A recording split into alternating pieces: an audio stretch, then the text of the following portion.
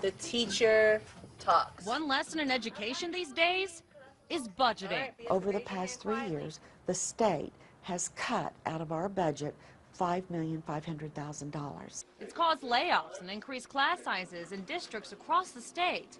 Plus, the federal stimulus is no more. Because of the dire financial budget crisis, we've had to navigate our way through these turbulent times. And part of the navigation has sent leaders from Jenks Public Schools to Washington, D.C. to lobby lawmakers. They even hired a lobbyist, Todd Singer, to help out.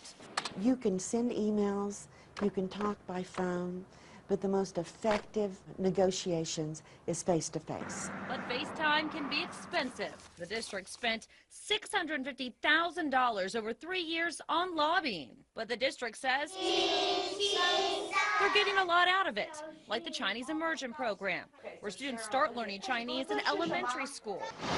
And they're hoping to get federal funds to further the district's new math and science building.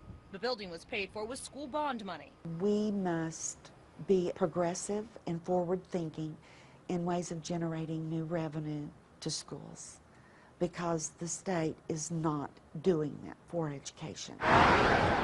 From 2007 to 2010, Tulsa Public Schools spent $170,000 on lobbying and also hired its own lobbyist, but hasn't spent money on lobbying this year. The district received $12 million for magnet programs. To me, it's the ability to leverage our dollars, because if we can make a small investment in a lobbying effort that pays off for the district and pays off for those kids in the classroom multiple times, I think that's a good investment. It's a good return on our dollar. And it's happening more across the country.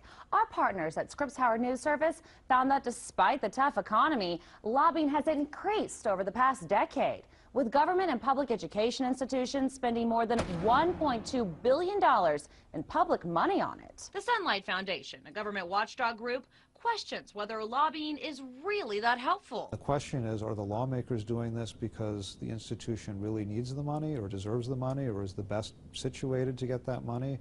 Or are they doing it because, you know, here's a supporter, here's people who are going to vote for me, here's people who are going to contribute to my campaigns? And in some cases, we found that's just what happens. The Senate will come to order. As part of our investigation, we discovered the lobbyist Jenks hired, Todd Singer, has been contributing to the campaign of Congressman John Sullivan since 2002. Singer gave $5 grand to Sullivan's campaign over 6 years.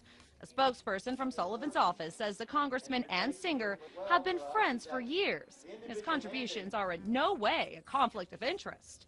Sullivan's office never returned our calls, though, for an on-camera interview. Singer also gave $500 to Senator Jim Inhofe. While Jenks leaders say lobbying brings in millions they wouldn't have, the economy has forced them to cut back. Although we do have a federal lobbyist, I will tell you that that's been one of our budget cuts this upcoming fiscal year. So we have negotiated a lesser fee. Still, the district insists if it weren't for their efforts, a plane ride away. Programs like this wouldn't be here. Marla Carter, 2 News works for you.